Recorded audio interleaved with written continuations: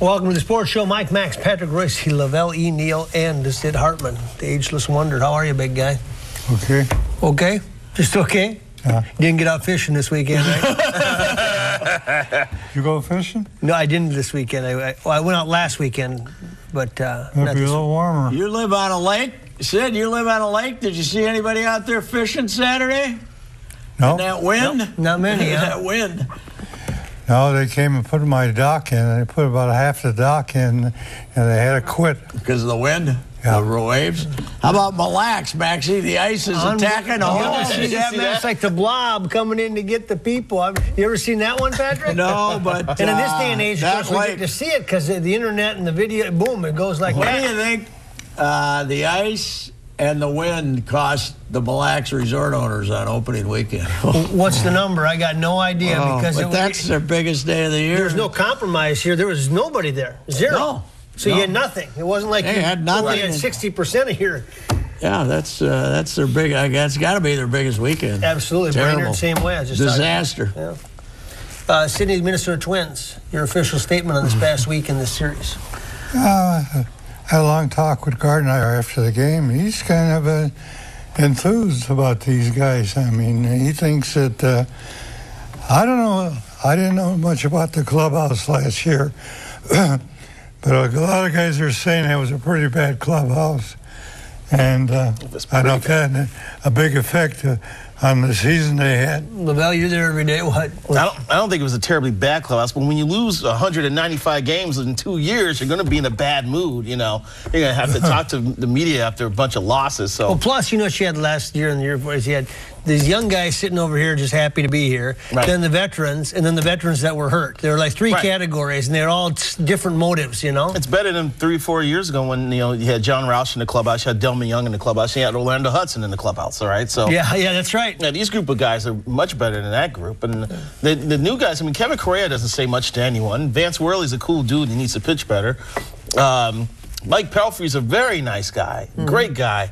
You know, he's still trying to figure things out. And then none of these guys, I mean, Willingham and Dolman are hard to talk to after losses. They hate, you know, they're They're just short. They're not bad guys. They're exactly. just short. Exactly. The hammer needs to get her going a little bit, Patrick. Yeah, he's, you know, I don't like him hitting third, but I guess if you're going to hit Mauer second and you want to break up the lefties, but to me, he's a 5-hitter. Yeah, with Mauer and Morneau going good, you could push those guys back to back.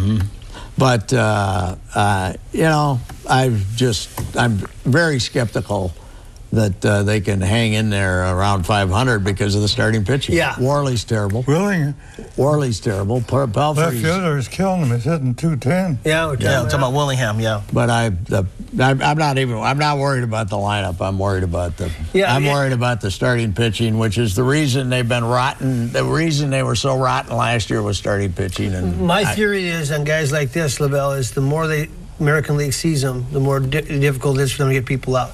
Because they're not overpowering. Exactly. It's right. You're right. Strike throwing finesse guys. And that's something that can come and bite them in the butt the next time they face some of these teams. I hope he's not telling us Worley's going to get worse. Well, we'll see. Scott Diamond's got to face the Red Sox for a second time in just a week and a half. Well, this weekend. He had a bad game today, but I'm not afraid of him. No, he's fine. He's fine. Pelfrey's still trying to do this after Tommy John. Correa's going to be interesting. He got off to a fast start, and he's had a couple so-so outings. One bad one, and one which he was okay. And you don't want him to be like Ramon Ortiz. The Twins signed him in 2007. He had 5 great starts and was just haywire You're after now that. talking about a guy who is in the starting rotation for the Toronto Blue Jays. Ramon Ortiz is now in the starting rotation for the Toronto Blue Jays. The Jays are supposed to be the team. I think Kyle Gibson should be up here by the end of the month, I would imagine. Looks like Cleveland is starting to make a move. Beat Detroit 2 in a row, didn't they?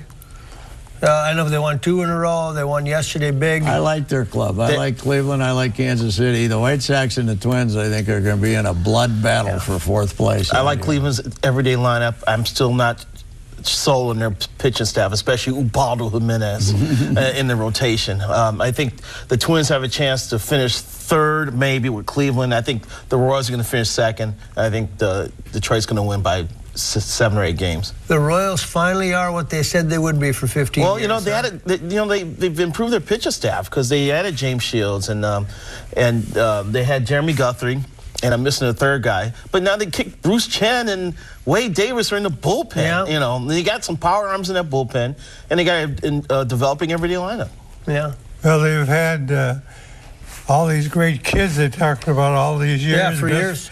Farm system in the business, but they've never produced. Kansas City, you're talking about? Yeah. And the other thing is, some of them are players. Alex Gordon. Kansas City has swung and missed on some draft picks, too. well, and then it's hard, Patrick, we were talking about this before. If you're Kansas City, you can't get good free agents unless you really overpay because nobody wants to go play for a team they don't think can contend. So you get caught in the catch-22. Yeah, they'd be foolish to. They got Gil Mesh, and they still $12 million regret a it. year. They still 12. regret it. So you got to be ready to win before you go out and sign anybody, and they're just getting there now. Yeah, I agree. Yeah, it looks like that's what Cleveland did well. Added a couple of nice veterans there to go with some young players. Now they got to figure out their pitching. Yeah, Just remember, Jimenez looked like a pretty good deal when they got him at the time. It hasn't panned out. Just remember the Twins in 2011 were 44 and 49, and then went 19 and 50 the rest of the way. And if the pitching goes to hell, that could happen again. Easy. Well, like I said, I think Cal Gibson will be up by the end of the month. Yeah, and, I do. And, you know, Pedro Hernandez is probably on the short leash right now. So Another thing about Cleveland, they got their center fielder back now. Michael Bourne. If he can stay healthy, that certainly is going to make a difference. Yes, sir. Very good. Take a break. Come back. Sports Show. Stay with us. J.D. Hoyt, stop on by. Say hi to Pat. Perfect time this summer. Going out to the ballpark this week. Twins are at home all week. J.D. Hoyt's first in the ball game. There's not a much better combination. I have a question for you, esteemed panel, about scouting. We saw, Flip Saunders blew out the scouting department. We talk about, good drafts, bad drafts in baseball. It's so much contingent, usually upon the scout and the general manager signing off on the scout. Where does this fit? Because these are usually kind of nameless, faceless guys, Patrick. How important is scouting, and which sport is it the most important? Well, I think baseball, it's a hell of a lot more important than anything other sport because you're dealing with 17, 16-year-old kids when you start looking at them. In the Caribbean, you got to sign them at 16, and here you got to get them at 17 or 18. Plus, I've always said there's nothing harder than being a baseball scout in springtime in the North Climes. Remember when Tommy Nevers was the hot prospect? Yep. I went out to watch a game. He died in April. There were 20 scouts there. They saw him. They hit about 10 ground balls to him in infield practice, 1 ground ball in the game, and he batted once, and they walked him 3 times. Okay, give me your report. Yeah. In fact, last week I was at Logan Shore. This kid from Coon Rapids had 27 scouts the other day. He's going to Florida. But he's going to get a ball close enough to the plate for him to swing? He was pitching, and he's a pitcher. Okay. So it's easy for him to measure velocity. 6'3", 216. He's got all that stuff. Different Red Wings supposed to be out. Yeah, he got hurt. He's injured, though. He'll be okay. We heard his knee, What about right? Lavelle? How good are the Twins at scouting? What do you think of their scouting department? Well, I think like a lot of teams, they've had their swings and misses. They had that run there where they had the B.J. Garby, Ryan Mills, and who's Adam Johnson. Adam Johnsons of the world. Second overall or third overall? Yeah, and then had the Matt Moses kid, and then.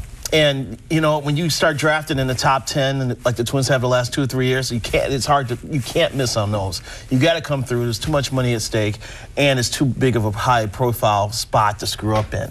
I think the Twin Scout staff has been pretty solid. I think the last few years, actually, they've done a better job of trying to get some kids who can throw with a little velocity, and it looks like they've picked the right prospect. Last year's pick, Byron Buxton, is tearing up the Midwest League right now. Boy, does he look like an athlete. Yeah, he does. He does. He played with the Twins in spring training. I looked at that frame. I said, my goodness, this kid's going to be something when he fills out. Tom Kelly said he's the fastest baseball player he's ever seen. Fastest. Yes, he's faster than Tom Ben. Kelly is not known for his hyperbole. He's faster than Ben Revere. Guzman? Faster than Guzman? Faster than Guzman. Wow. Or Willie Wilson. What about scouting? What do you That's think? the big one there. I agree with Pat. I think baseball is a game that you really can tell. You can watch them outdoors, can they run, can they hit, can they feel, and you have to have all those abilities at any division. Yeah. Can they do this? They haven't set the world on fire. Well, then you throw aluminum bats in there for some of these kids, too, and that's a little different. What'd you think of Saunders firing all the scouts? Big trouble is the black players aren't playing baseball. They're playing basketball. Take a They sip all of your think coffee they- there. You got a little something in your throat. They all think they can be Michael Jordan. Lavelle? You know, that's a big issue. Why do I ask you this? But Seelig just appointed a diversity panel to look into the problems because it's down to 8% now, number of African Americans in Major League Baseball. But my thing is this: you can't beat a kid over the head and forcing him to play baseball. Yeah, you can give him a field and give him some instruction. If he likes it, he wants to take off with it, but it's up to what he likes. Do you know the top, one more thing, do you know the top draft pick, the top prospect in the NHL draft is Seth Jones, a defenseman? Yeah, his dad's Popeye Jones. That played in the NBA. He chose hockey. Yep. But here's the deal. If you go back to the heyday, Willie Mays, all those guys, the percentage of Hispanics and blacks was about 30, and now the percentage of Hispanics and blacks is about 30. It's just the Hispanics make the bigger share of it. But there's, you got the same number of white guys playing the game. It's just that there's not black guys. And I read something that I kind of believe. It's not just because of a disinterest in black kids. It's that all these scouting is now being done with 14-year-old traveling teams and you know, from the suburbs and all the traveling teams. You pay your way onto these traveling teams, and you know, economically, it's tough. It's harder to find an inner city family. That's the other thing too, Maxie, because NCAA has 11.7 scholarships for baseball teams. Right. So players are getting 30% scholarship. Yeah. I think Glenn Perkins got a 30% scholarship to go to the university. About right, yeah. So you have to pay for the rest of your experience. If you're a multi-sport kid and you're looking at baseball and you don't have a lot of money,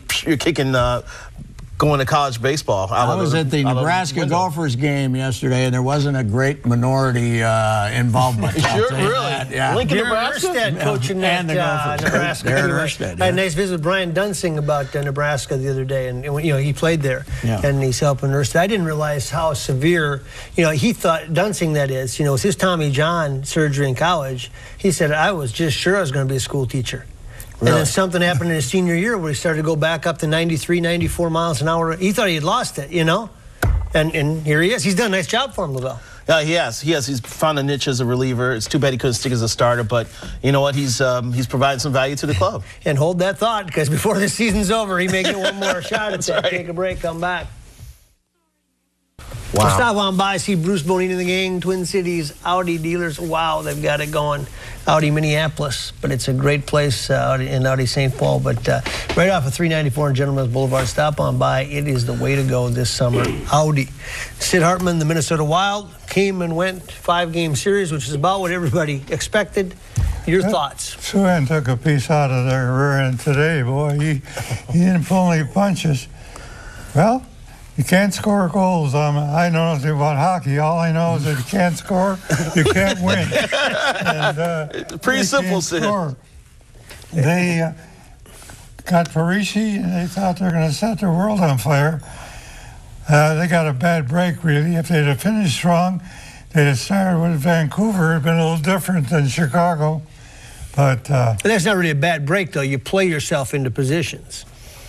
Well, there was nothing consistent about that team.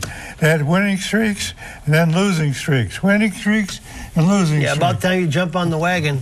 They we thought they were bringing in 3 stars, not 2. Everybody thought Granlund was going to have an immediate impact, and turns out he wasn't ready to even play in the league, much less be a star, and they're really thin on defense. They got to do something defensively, and I don't think when we were assessing this team, we appreciated the fact that they only had 2 defensemen, and thank God Brodin turned out to be a player, so it would have been 1. Exactly right. So they're way too thin on defense. Now maybe that Dumba will turn out to be a player next year, and they'll get it going. But that's where their big improvement can come, I think. But if Suter and Parisi hadn't decided to make that pact and come here, this would not have been a real good hockey team. No, it would not have been. And the thing you have to also look out for next year is to make sure see who they're going to have in goal as well, in front of behind that defense as well.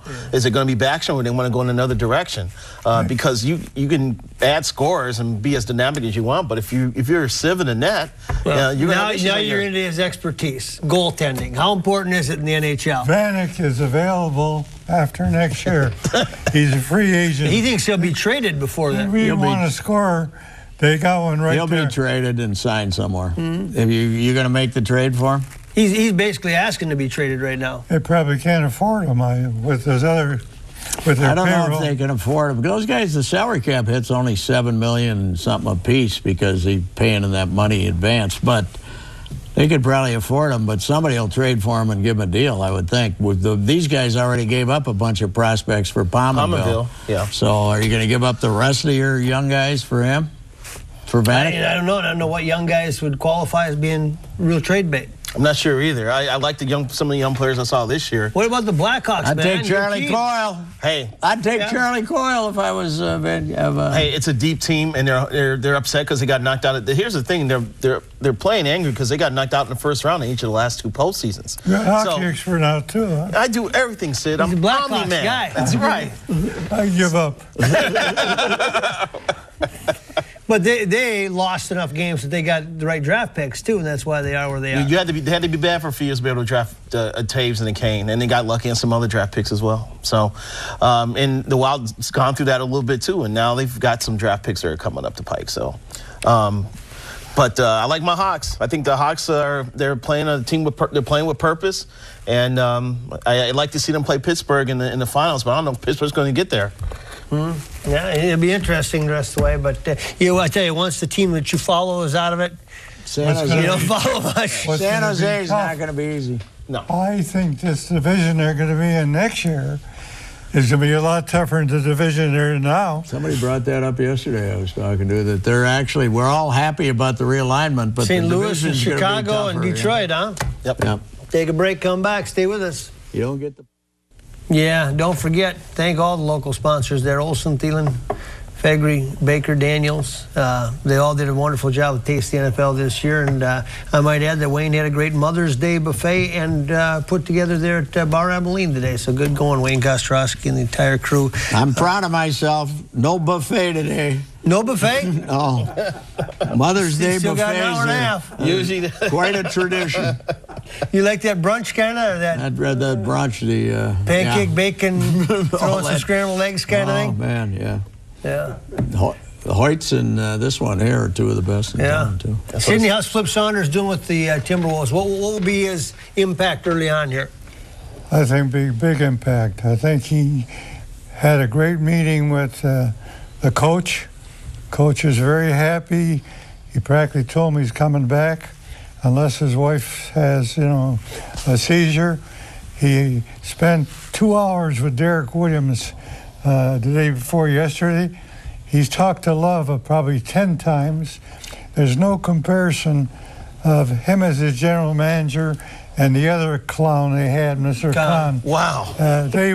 He will get things straightened out, and when he makes a deal and makes a draft choice, I think his strength is picking out personnel. Well, that'd be interesting. Patrick, what do you think Flip's biggest impact will be from where he sits now?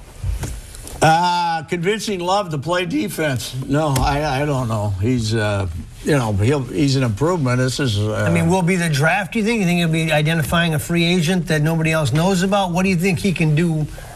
Really he's got well? 2 first-rounders. Get them right. Mm-hmm. Yeah, there's your starting. That's the thing. They haven't gotten one right for so. You know what? You go back through their history. You go back to Kevin Garnett. They've taken the wrong guy every draft. Their drafting's been horrible. The guy that they, It's been horrible. Some of them have been players, but if you were drafted 7th and you'd taken the guy 10th, you'd have a lot better player. If you were drafted 14th and you'd taken the guy 60th, they never get the right player. Look at Golden State with first of all, Clay Thompson, Michael Thompson's son. Did you see him the other night? Yeah, Wow. he could shoot. First of all, when they lost those 4 or 5 draft choices, that didn't help. It didn't help, but we're over that now. That was 10 years ago. Well, you watch and see. This guy's I know Flip as well as anybody. Don't draft And I'll William tell you Avery. What, he's sharp. Well, he's never made a draft choice before, and so I'm not blaming him. I'm saying just get it right.